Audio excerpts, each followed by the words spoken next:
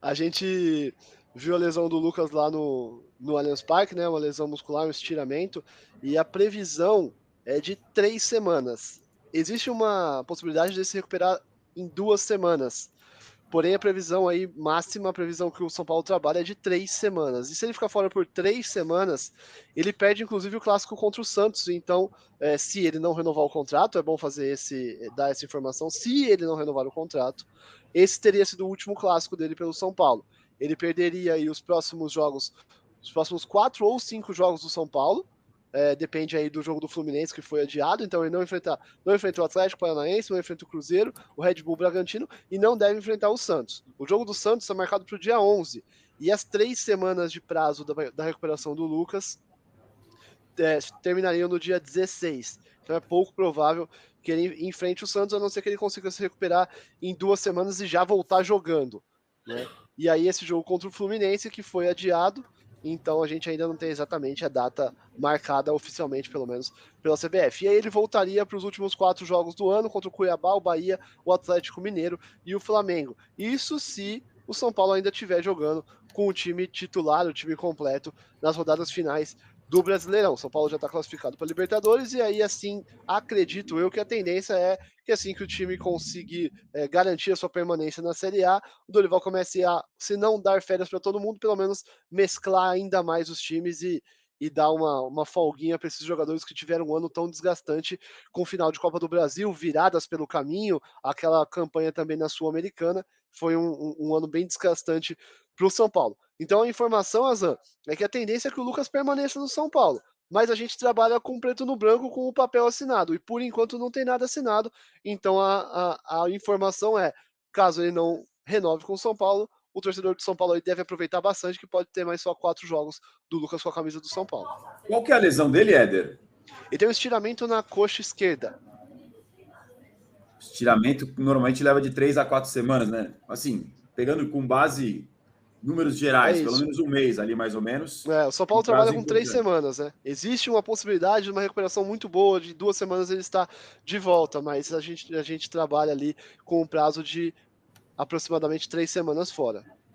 Boa. Então a gente está de olho aqui para vocês no de primeira, até para ilustrar um pouco do que o Éder falou na tabela de classificação. São Paulo, nesse momento, 38 pontos.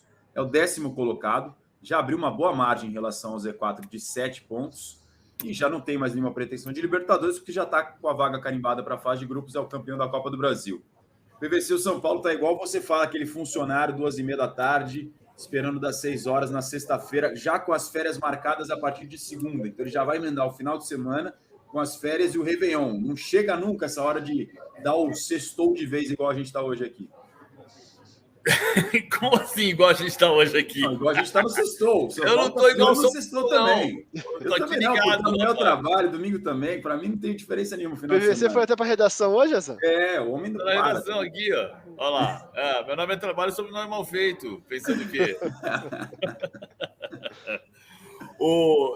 Só que tem que ter um cuidado. O São Paulo está em 10º lugar. Às vezes parece um escândalo. Tomar de 5-0 do Palmeiras não é nada justifica, né? Você não pode tomar goleada do seu rival. A maior goleada da história contra seu rival não é para tomar. Então, a crise da semana está mais do que justificada. Se você for olhar para o cenário da temporada do São Paulo, o símbolo da temporada não é o 5-0.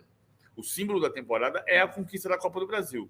É o primeiro título nacional do São Paulo, ou internacional, em 11 anos, e o primeiro título nacional em 15 anos. Então, e o time está em 10º lugar. O time está morando no meio da tabela. Tá bom para a tradição de São Paulo? Claro que não. Ninguém está dizendo que o São Paulo tem que ficar contente de morar em 10º lugar. Mas o resumo da temporada é voltar a ser campeão de um torneio nacional e pode ser o único clube paulista, na comparação com os rivais, a ganhar um título nacional na temporada. Levando em conta que a Supercopa, vencida pelo Palmeiras, ela é um torneio, um festival de abertura de temporada, é uma festa de início de temporada, né? Não é um título, né? É relevante, mas não é o título. Então, o título mais importante foi da Copa do Brasil. Acho que às vezes se exagera na questão da temporada ruim do São Paulo. Há muita coisa para melhorar. Claro que há. O São Paulo tem que voltar a ser um clube poderoso como era uma década e meia atrás. Não é nesse momento. É um time que não ganhou nenhum jogo fora de casa. Ninguém pode... achar isso bom. É um time que toma 5-0 de um rival, ninguém pode achar isso bom. Mas o resumo da temporada do São Paulo, ele é positivo, porque o São Paulo voltou a ser campeão de um torneio extremamente relevante e já tem vaga garantida na fase de grupos, coisa que Palmeiras, Corinthians e Santos não tem, nem o Flamengo. Isso acho que não há nenhuma dúvida realmente que o saldo é para lá de positivo. Olha, se já alguém chegasse com o começo da temporada e falasse assim, ó, São Paulo não vai ganhar nenhum jogo fora de casa, tá? Aí o torcedor ia ficar, putz, sério? Nenhum jogo fora de casa no Brasileiro? Mas vai ser de campeão da Copa do Brasil. Os caras falam, tá, filho, pode ficar 3 anos sem ganhar fora de casa no Brasileiro. A vida inteira esperando uma Copa do Brasil, Éder. Onde eu assino, Zan? Pode dar aí que eu assino essa petição aí. Com certeza o torcedor de São Paulo assinaria. Né? A Copa do Brasil ainda tão sonhada, né? O título que faltava, a peça do quebra-cabeça aí que faltava.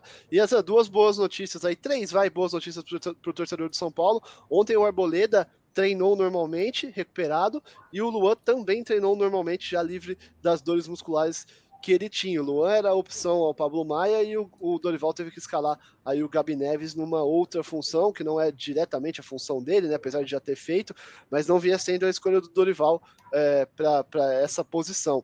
E aí agora o Dorival já vai ter os dois à disposição no próximo jogo. E a terceira notícia, a mais importante de todos, o insubstituível, aspas para o Dorival, o insubstituível Pablo Maia, retornando de suspensão. O São Paulo tentando se recuperar depois dessa pancada no Campeonato Brasileiro, no Clássico contra o Palmeiras, voltando a campo agora no domingo, de novo fora, na Liga Arena contra o Atlético Paranaense. Será que vai acabar a sina de não vencer como visitante no Brasileiro? Vamos descobrir no próximo final de semana. Mais um gramado artificial, hein, Zé? É verdade, bem lembrado. Um dos 3, né, dos principais ali, a Liga Arena do Atlético Paranaense, o Newton Santos do Botafogo e o Allianz Parque do Palmeiras. Vamos ver o que acontece com esse São Paulo contra o Atlético Paranaense, que está brigando por vaga na Libertadores. Então, é jogo fundamental para o Furacão. Se ele vence ali, continua no bolo. Está na 5ª posição nesse momento, 2 pontos atrás de Palmeiras e de Flamengo. Éder, mais alguma por aí do Tricolor? Não, do Tricolor não. Eu quero colaborar com a nossa enquete do dia aí, que eu já ouvi vocês votando. Por favor. Vamos votar. Eu acho que, cobrindo a seleção brasileira, como eu estive na última data FIFA, a gente vê que a posição de centroavante ainda é uma questão. O Richarlison jogou a primeira data FIFA, jogou o primeiro jogo, depois entrou o Gabriel Jesus, que também não teve aí um desempenho muito bom. Aliás, ninguém teve um desempenho bom contra o Uruguai. Eu acho que o Marcos Leonardo merece ser testado. Acho que ele merece uma chance na seleção, sim. Acho que dos 3, um será o titular da Copa do Mundo 2026. Os 3, para mim, são Vitor Roque, Endrick e Marcos Leonardo. Para mim, um desses 3 vai pegar essa camisa 9 aí para jogar como titular na Copa de 2026. O Vitor Roque acho que vai evoluir muito quando for para o Barcelona. O Marcos Leonardo tem 13 gols num time completamente desajustado do Santos. Né? O Tiquinho tem 16, tudo bem, o Tiquinho acho que jogou menos jogos por conta da lesão, mas joga no líder do campeonato, um time que está jogando o fino da bola, né? Ou pelo menos jogou por boa parte do campeonato. O Marcos Leonardo está fazendo o que está fazendo num time totalmente destruído, como está o Santos, né? Aos cacos esse ano. Então acho que é muito positiva a temporada dele, e diante do Vitor Roque lesionado, acho que talvez fosse o momento.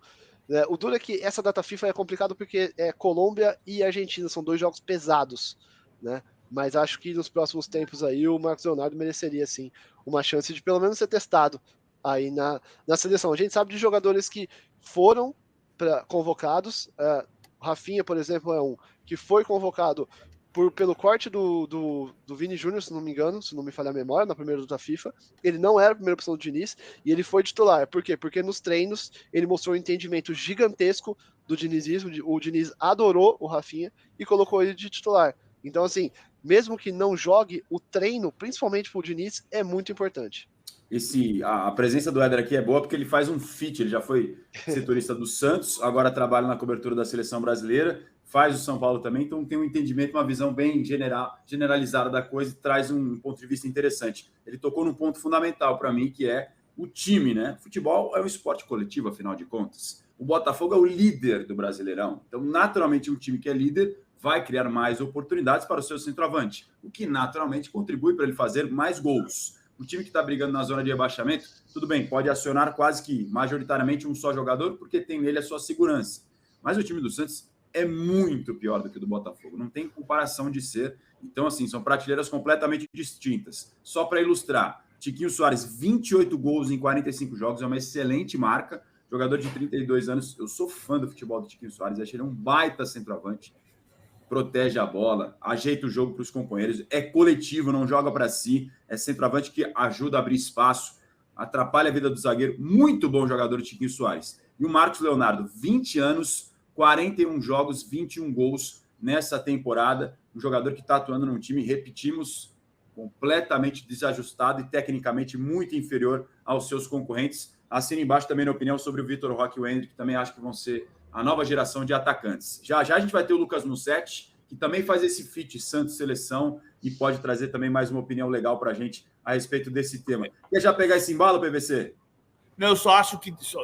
Eu acho boa observação do Éder, só lembro sempre da capa da revista Placar, que dizia: já temos o ataque de 2014. Zicou a capa, é o Pato?